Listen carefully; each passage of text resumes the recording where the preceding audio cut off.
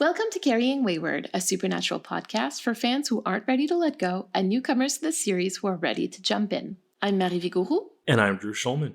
In this episode, we're diving into Supernatural Season 5, Episode 9, The Real Ghostbusters. Let's get this show on the road.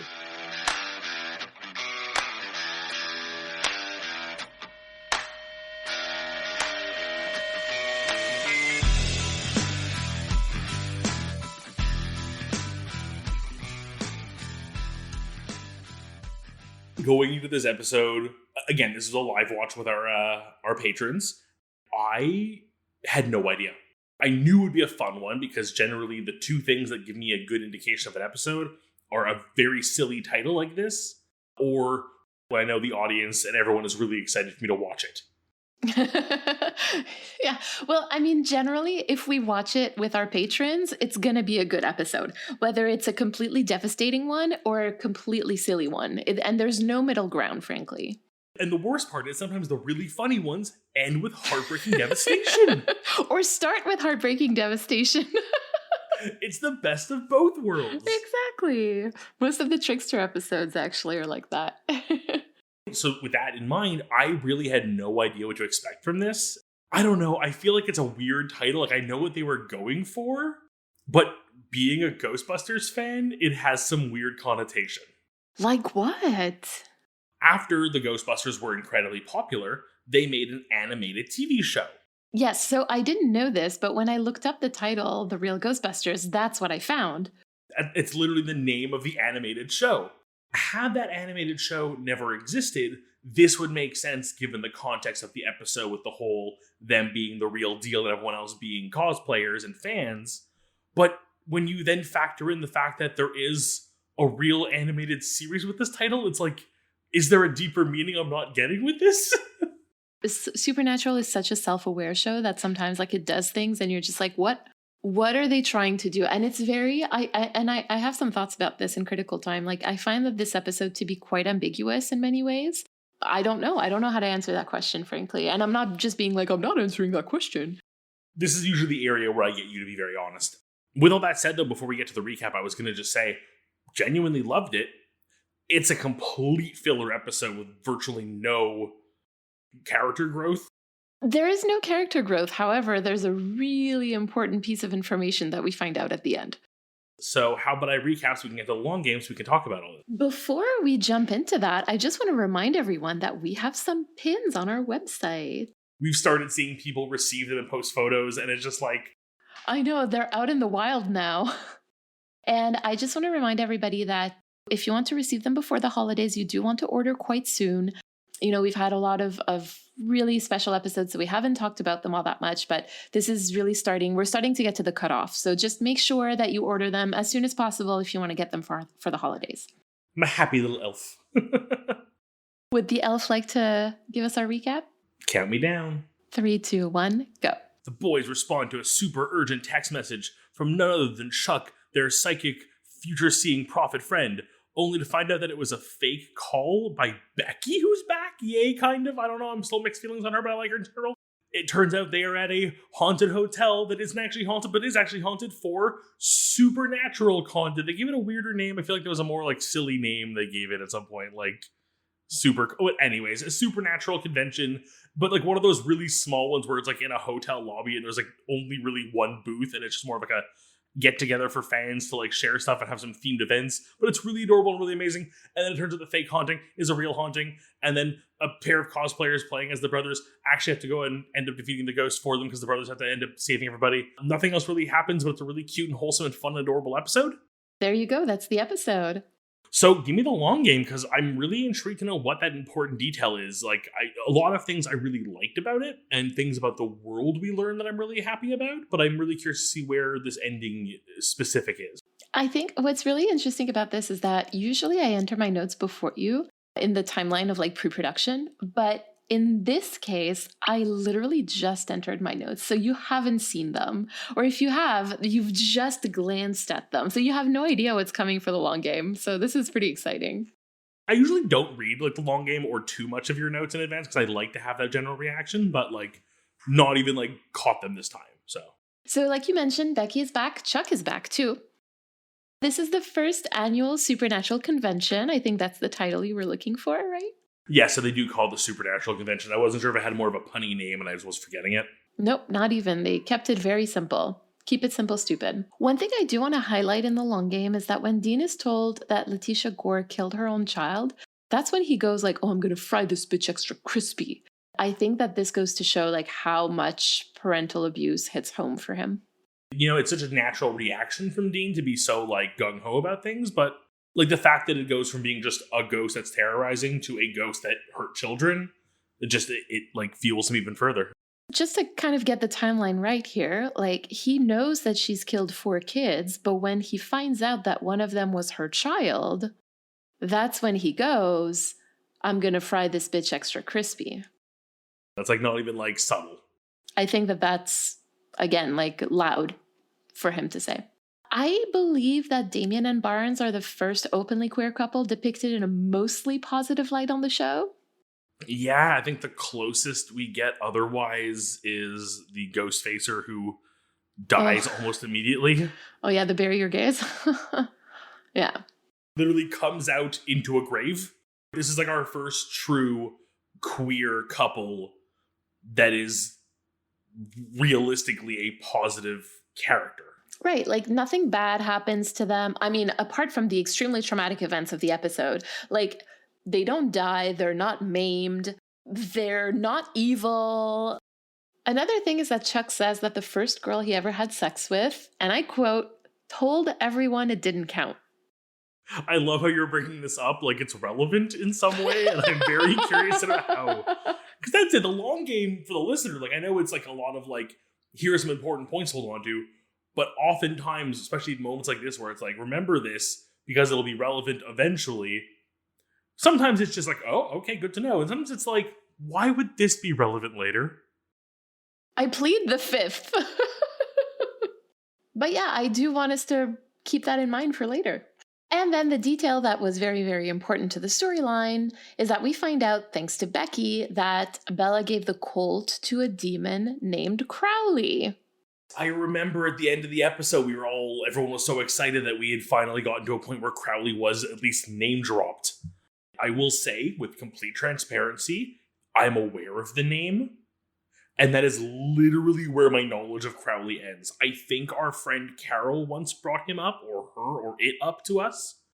On the acting side of things, how he kind of had some like butting head moments with being an actor on the show, but like as a character, as an entity, I guess we know it's a demon, but otherwise, like... You are going to adore Crowley. That's all I'm going to say. And I mean, again, we know demon. We have not confirmed whether or not a dog, so I don't know yet. Maybe a dog demon. I don't know. Oh, demon doggos, please. I want some heck puppers. Let's move on to story time. Today, our theme is devotion. Do you want to tell us a little bit about your understanding of devotion? Well, to me, I've always sort of seen devotion as a non-romantic, like, affection for someone, if I'm looking for the right words to kind of use there. It's like I'm having trouble putting words on it without using the word devotion. I know, right? It's hard. No, I totally get it. But you're right. It is basically love, loyalty, or enthusiasm. And it comes from Latin devovere, which means to consecrate. So we can hear like the religious undertones in that word, in my opinion anyway. So if we lean into that a little bit, in the religious sense, devotion means worship or observance. Would it share any roots with the term devour? Yes and no. It's also a Latin root, but devour comes from devorare, which means to swallow down, to eat, basically. But they're so close, but not related. Right. They are very close, but not related. Interestingly enough, we will have an episode about devouring or cravings in this season. Oh, good, a vor episode. Great. Oh my God.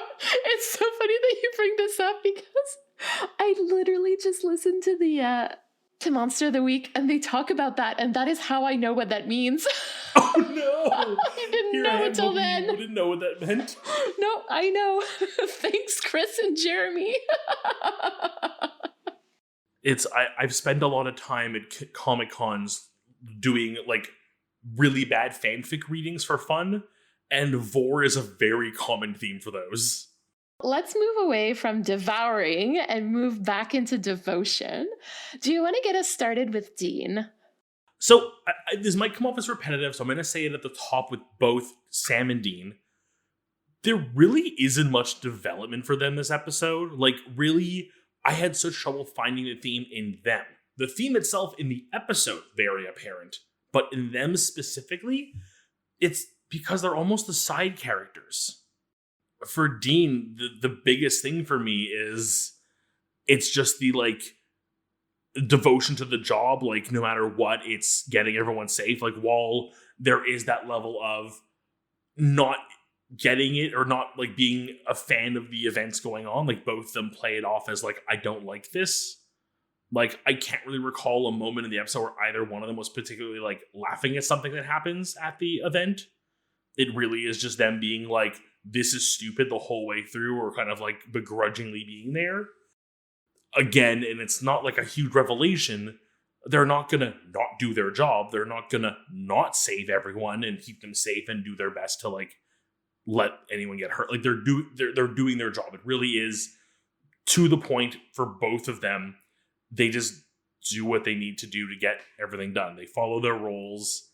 It's like the devotion is there just to, like, keeping the status quo almost. I think maybe it's because it's a quintessential episode of Supernatural, like a true monster of the week in that sense, where, you know, what we see in them is what they usually show. They usually pick something about one or both of them that needs to be examined and, like, put it in the spotlight. And here they really don't. As we'll get to later, I really feel like the true heroes and story of this episode is our unwittingly heroic couple. But I will say that, like, I found that this episode did have some depth, especially for Dean. Looking back and reflecting on this episode, this feels like this could have been such a good playground to have Sam and Dean differ on how they view this event. And I feel like if I had to put pen to paper and write that version of the episode, it would be Dean who would see the humor in it more. Right. He would engage with the activities a little bit more. Exactly. Like, he would have a little bit of fun. Like, he's like, I could see them going to the bar and him ordering a drink named after a thing they fought and having a good laugh about it. And then maybe seeing like a Gordon themed drink and being like, oh, that's a little too much. I will say that I know for a fact that some writers on the show agree with what you're saying. What depth in Dean did I miss this week? It's really not obvious. I had to dig deep. From the road so far, some of, like, Dean's really deepest traumas are brought up, like the moment in Dreamin' a Little Dream of Me where he confronts his demon self, and basically, like, the whole arc of, like, half of season 2 where he's having to cope with the fact that his father who he obeyed like a soldier, right, basically told him that he would have to kill Sam if he couldn't keep him safe. And he's literally, like, confronted with that as he's watching people cosplaying his own life, like his own traumas, for fun.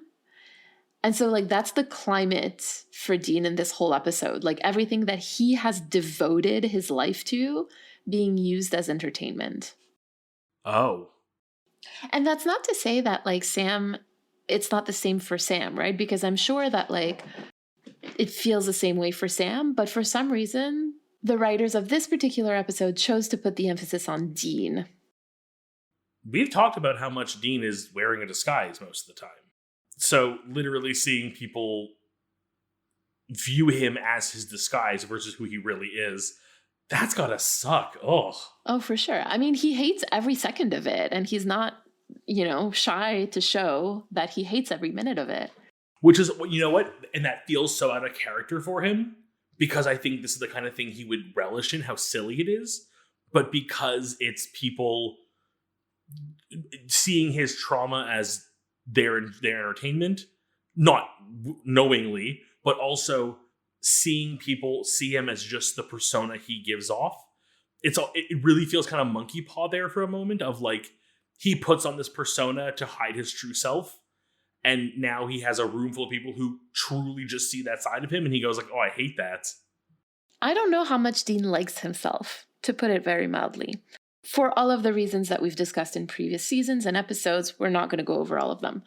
To see people who are showing back to you the things that you don't like about yourself is just like, or at least must be really, really upsetting. The crux of the question isn't so much like, why do you want to be like those guys? It's, why do you want to be like me?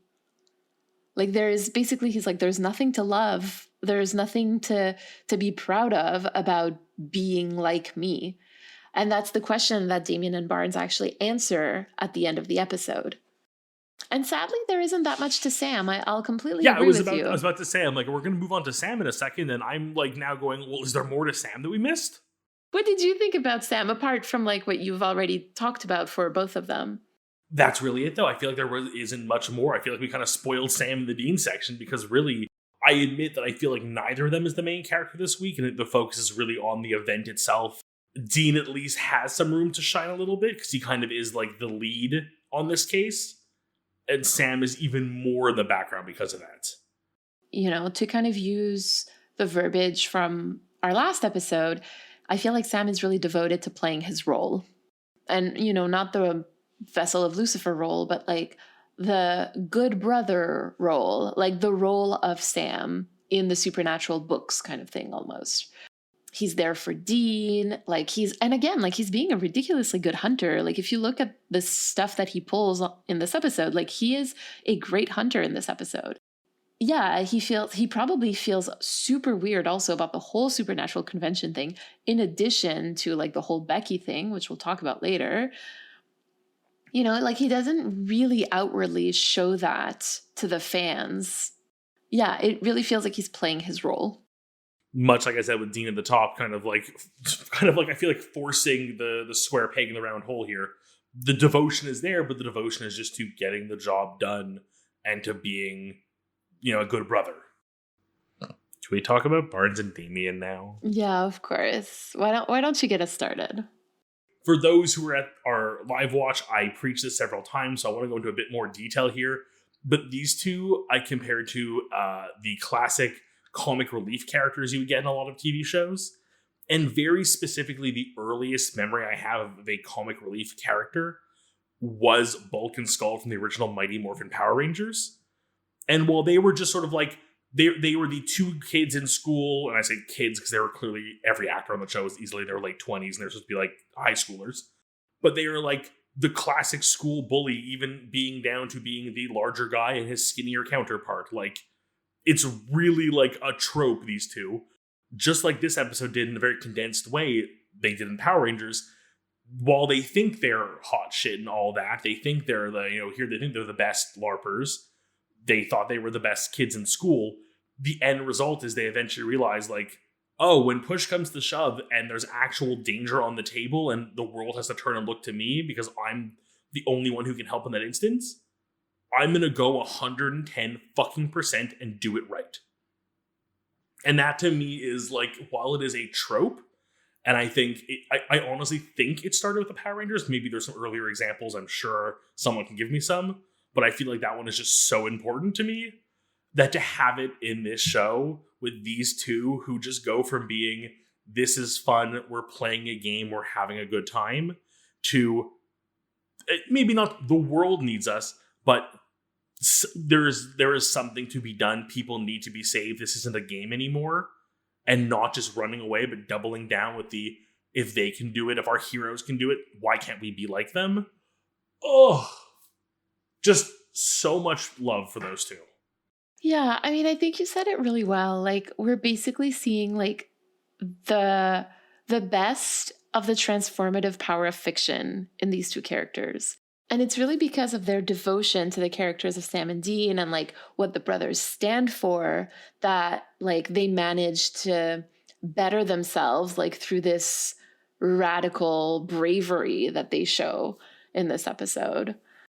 It almost feels like they're in our shoes for a little bit as like the viewers of this content.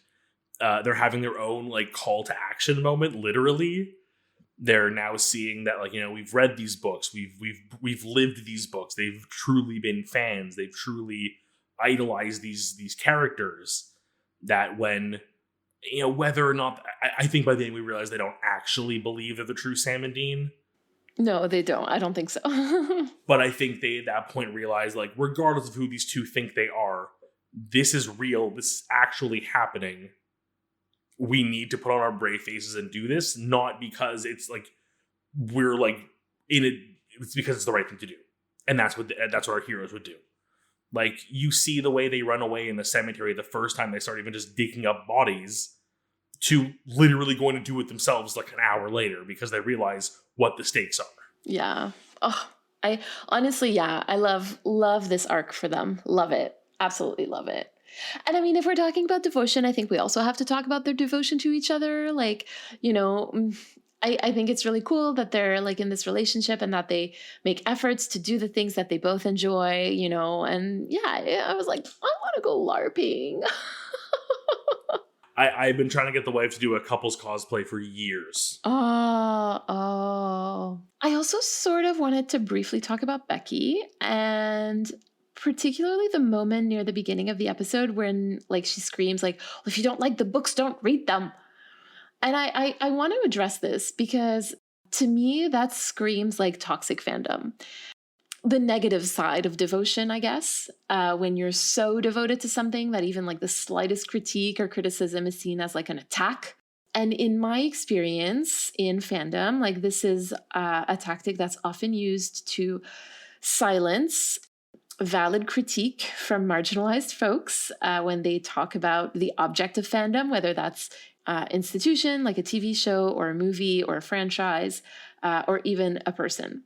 The number of times that people have left like really nasty comments on our like critical TikToks saying like, well, if you don't even like the show, why do you spend so much time talking about it? And like, ugh. You're allowed to love the show, but hate aspects of it. But you're also allowed to just say like, you could have done better, right? Like... As someone in the gaming world, the number of games I play that I adore, but I look back on going like, those were really terrible levels or poorly designed, or I hate the mechanics, or like I look at myself going like, but I love the game. Like, I love as a whole. Right. And like, I also want to highlight that like I'm a white person. And so like, it's even worse. That backlash is even worse for Black and Indigenous folks. So I think we need to highlight that. Shall we hit to critical time? Yeah. I'm very curious to know who was behind this episode, because to write an episode about a supernatural convention... I mean, only Eric Kripke could have pulled it off, and he did so with Nancy Weiner. This episode was also directed by James L. Conway, who directed a couple of episodes this season and one last season. I cannot recall the last time Eric Kripke wrote an episode that was not a season opener or a season finale. The last episode that Eric Kripke wrote that was neither a season opener or a closer, I guess, or finale, was Heaven and Hell. Okay, so still a pretty big one. And this is kind of where my critical time is going to take us. Like, I think the fact that he wrote this is very telling about how he views the relationship between the show and the fans. That it like says a lot more now knowing that he wrote it versus just another writer. Yeah, because that was literally the last one. After that, in season 3, he only wrote the opener and the finale. Season 2, same. And then we go back to season 1 where he wrote Shadow, Home, Bloody Mary, Wendigo, all of those. Yeah, first season, though, I think is pretty exceptional. You expect the lead writer to kind of write the most of it, the showrunner to write the majority of it when it's his story. I think that this is a very important episode. I think this is one of those rare cases where it's a very important Kripke episode. Well, it's really important and a Kripke episode, but more for critical reason than story reason. 100%. Should we go and have a look at the Hunter's Journal this week? Let's do it.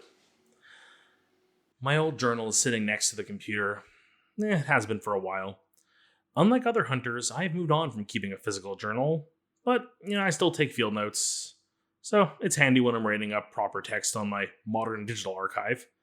I've known many hunters lose their journal to hazards of the occupation, but I've yet to face the claw or fang of a creature that knows how to get into my PC, let alone my emails.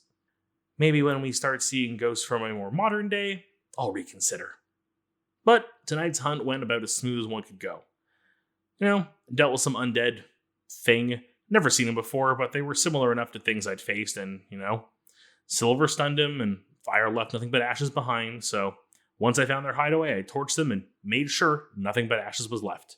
I like to make sure I finish a job. Overall, not much to update here, but hold on a second. What's going on upstairs? Oh, stupid cat knocked something over again. I'm really starting to see why most hunters get a dog and not a cat, but they're a little more useful, I guess. Well, I tend to disagree, but that's another thought for another day. So, I've updated my monster log, and we'll need to do some sketches later to get some visual rep. What the hell was that? 1 second. Ashes. Oh shit! Wow. Oh, I feel like they're getting that your hunter's journal entries are getting more and more interactive. Trying to find new ways to spice them up. I feel like I've created a character now. So like, are all of these entries from the same journal, from different journals? Like, what's the story of all of that? I sort of wonder if there's a thread. I feel like the narrating hunter has died a few times already, so I'm not sure if that's possible. But then again, it's supernatural. It's supernatural. Death means nothing. It's not permanent for most people. So I know you've hinted at your thoughts for this week, but I really want to get into them. What do you got for us this week? Yeah, so with our theme, I think it's important to talk about the setting of the episode and how that relates to devotion. Because the setting is obviously a fan convention, and I don't want to gloss over that. Because the fans that are at the convention are devoted with all in caps, right? In universe, this is a pretty obscure series of books that's out of print, and the fans are still showing up. And even if it is a small convention, it's still a convention. They're showing up in costume. This is a pretty lively convention, frankly. One thing that we didn't really talk about, and I don't know if you noticed, but Chuck seems so embarrassed the entire time. And I don't know if it's just him being an awkward little guy that just doesn't want to be perceived, or if it's because he's genuinely embarrassed of his fans. He tells Sam and Dean at the very beginning, I'm sorry for everything. And this is sort of one of those cases where I wonder who is the butt of the joke in the episode? Is it the show or is it the fans? And I think that obviously if you were to ask this to different people in the fandom, different people would have different answers to that, and that's totally fine. The reality is probably somewhere in the middle. And I do want to look at how fans are portrayed, because there's Becky, who is clearly just looking to score with Sam and basically has some sort of imaginary relationship with him, only to then quote unquote break up with him in order to date Chuck, the writer of the books, which there is so much to unpack just in that one sentence. Then there's the fact that most of the fans in the room seem to be men, which I found really interesting considering how the real life supernatural fandom certainly has many more women than men. I mean, we see it just ourselves with our own patrons and listeners. It's a lot of women. And finally, there's also the joke that a lot of the fans are unattractive. And that's kind of evidenced, in my opinion, by Dean's interaction with the actress who plays Letitia Gore, who, by the way, is not named, does not have a name in the script. She is literally so taken aback at how attractive Dean is compared to the other guys at the convention. And I think that you could also argue that Damien and Barnes are meant to be portraying people who are not attractive, not conventionally attractive, right? I think you've touched upon that. Obviously, that's not only a supernatural thing. There's this long-standing tradition of portraying fans in general as unattractive and awkward in many TV shows and movies and franchises, et cetera, et cetera. But there's also there's this big part of me that resents that, because no matter how attractive or awkward, your fans are literally the reason that you can still make media. They're the ones watching your show, buying your merch, writing in to ask for more episodes and all that. So I do find it sad that Supernatural, big brackets, Eric Kripke, right? This is written by Eric Kripke, chose to go that route in this meta episode and portrayed their fans the way that they did. That being said, I think it was really powerful to have Damien, the fan of the book, explain to Dean, the character, quote unquote, what the story of Supernatural is really about. I find that to be like an acknowledgement that fans do see more than the people who are constantly in the story, and that they understand the story differently than the actual creators of the show. Partway through that, my mind started doing the Rolodex of, you're right, like how many shows have you seen where they have the Comic-Con episode and like the class of like unattractive pimples and glasses and like bad haircuts and like cheap costumes? Is it just like even like I will admit that The Big Bang Theory did an episode they go to Comic-Con and they still make other fans seem nerdier than the nerdy cast of the show. There's a lot to be said about The Big Bang Theory to begin with, in my opinion. So I'm like, I don't want to open that can of worms.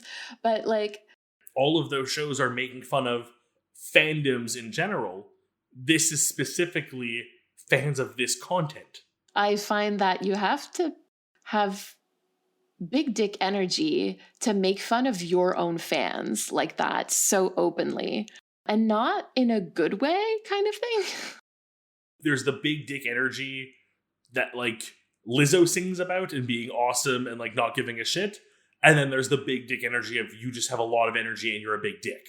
It fits in that way, certainly. And I think that to a certain degree, it's like almost as if, and I'm gonna say Kripke because he wrote it, but like, please don't sue me. Allegedly, or in my interpretation or in my opinion, it almost feels as if like it's basically sending the message that like the creators are resentful for the fans that they got, because those are not the fans that they wanted. Like they felt like they deserved like better fans, more attractive fans, less awkward fans or whatever, like I don't really know how to understand it other than that. And the only redeeming thing about it, like I said, is that moment at the end where like you realize that the person who knew the most about the show or who understood the show the best is actually, the fan. The sheer irony of that. I know. And even Becky, she's the one to give like this big piece of information to Sam, right? Like about the cult. So again, showing that fans pay more attention. So yeah, I find that very ambiguous. I don't know what sense to make out of that. And that's why I'm saying like the reality is probably somewhere in between in terms of like how they feel about fans and fandom of this show. I don't think I can put a better point on it than you have, but it really just feels so weirdly out of place. It does. Let's go have a look at what our community has to say. This week, we have a message from Moss, but before we read it to you, we want to remind you to send us a 3-minute voicemail. To respond to anything we discussed today, you can use the recording app on your phone and just email us the recording at carryingwayward@gmail.com. We do need more voicemails for season 5. We also want to remind you that Drew and I are going to be answering the question, who do you think is the wealthy Scandinavian investor who funded new volumes of the Supernatural book series, for our Roadhouse patrons and coffee supporters on our Impala Talk? This is a message from Moss. Hey, Mary and Drew. I've been rewatching Supernatural lately, and it got me thinking of Dean having DID again. If you didn't know, DID is a traumagenic disorder where trauma survivors develop alters in order to cope with their trauma. I am an alter and a system myself, so a lot of this is based off my personal experience. Dean shows a lot of DID traits throughout the series, including amnesia, the deleted line from the Scooby Natural, I don't remember anything from when I was an 18 to when I was 27, for example. Ooh, wow. Systems are also often formed during childhood trauma, which Dean definitely has. Dean's odd, inconsistent behavior makes more sense when you give in the context of DID, as does his gender confusion. Figuring out your gender is difficult when there are different headmates with different gender identities coexisting, and it's very common for systems to be described by outsiders as inconsistent. Is this just a result of shoddy writing? Probably, but I relate to Dean heavily enough that I enjoy projecting onto him. All this to say, I was wondering where you thought of Dean having DID, or as I refer to the headcanon, D-Dean. D-I-D Dean? I don't know how you pronounce it, but I love the way it's written as D-I-D-E-A-N. Sorry for all the word vomit. Moss. Any pronouns. Oh, I do love that. I think you said it really, really well, Moss, in your message. Like, I think we all love to project on our favorite characters, especially if, for better or worse, they've lived through similar situations that we have, or they have similar reactions to situations. I don't know much about DID, so I don't really want to go into that too much. However, I will adopt the Mark Hamill model, where he basically said at a conference, if you think Luke is gay, then he's gay. If it brings you comfort and if it helps you, we're talking about literally the transformative power of fiction in this episode. And so if for whatever reason it brings you comfort to see Dean as having DID, then I am on board, right? I can't talk about it because it's not something that I'm familiar with, but I see your analysis and I'm yeah, I get that 100%. Sure, let's do it. Right. So it's, and I'm sort of, again, we talked about toxic fandom. So I'm also going to kind of remind people that when people present you with headcanons or theories or readings that you haven't really seen before, try to welcome it with open arms, because sometimes that means a lot to the person who's talking to you about it. Hearing an understanding of Dean that I had never thought about before just makes my understanding of Dean even better, even wider. So there you go. Honestly, thank you so much for sharing this with us.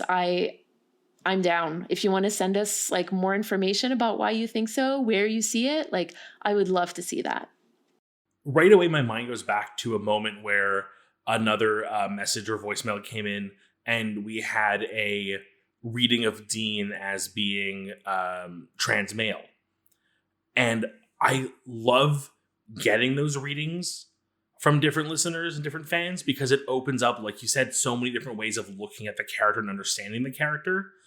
I myself, my knowledge of DID is quite limited. I know I've consumed media that has involved it before. Again, how well they did that, I don't know. So I don't want to assume that I have a good knowledge of it other than what I was fed by media, which, as we all know, can be pretty bad.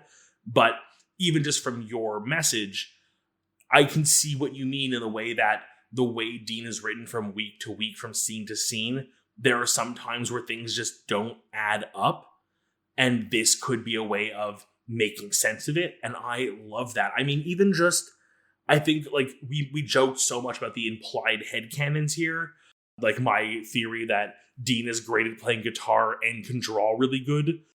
I think that's just taking information that you have, whether it be personal or learned, and applying it to a character to make sense of things that otherwise don't seem to have a logic to them, is just a great way of interacting with characters in media and developing attachment to characters and using them to project on to help you better handle situations yourself and themes, I think is wonderful. So thank you so much for this message. Genuinely, thank you. And if you have more information you want to share with us, please. And if you yourself have a reading of Sam or Dean, I feel like we need a Sam one eventually. I think this tells us a little something about who is listening to this podcast. All the Dean girls. I know there has been conversation regarding Sam being Arrow or Ace or both. And I love that those readings exist. I love it. Shall we head to our calls to action and reflections for the week? Yeah. We're recording this episode basically at a time where I'm really struggling with my own relationship and my own involvement in fandom. Kind of wondering where I fit in, even if I fit in at all, and if it's really my place. And I guess that my call to action, which might feel like a cop-out, is just to kind of sit in that discomfort, because I don't have an answer yet. Maybe off air we can discuss this just between us if you need someone to talk to you about this, as someone who is stupidly involved in many fandoms. I know where you're coming from, and or if it's something you need to just reel with and let it wash over you and see where you come out the other side. Like, every option is valid. Yeah, there you go. I think I'm just gonna like wait it out for now and just kind of see like how I feel.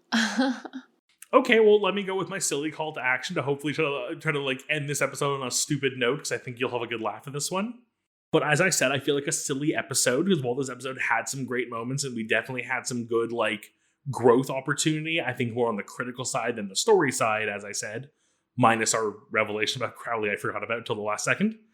This episode has made me reflect on something that I have been, you know, that thing where you kind of have like a project you want to start, but you keep stopping yourself from starting because you're not in the right spot to do it yet. So there has been something on my mind that I've wanted to do for a long time, and I feel like I talk myself into it every once in a while and never come through with it. But seeing Damien in Barnes this week, I am committed to cosplay. Oh, yay! Oh, that's very exciting. I have a few characters from different shows and animes that I think are like within the realm of doable without going over the top.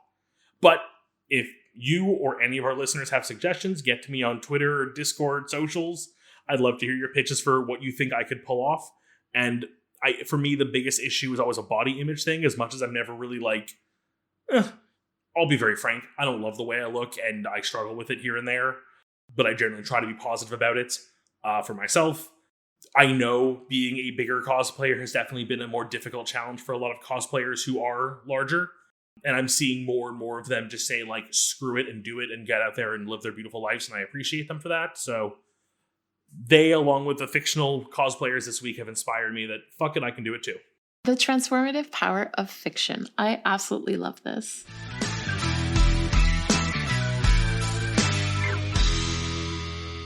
You've been listening to Carrying Wayward, a supernatural podcast produced by Rochelle Castellano, hosted by Mary Vicahu, and myself, Drew Schulman.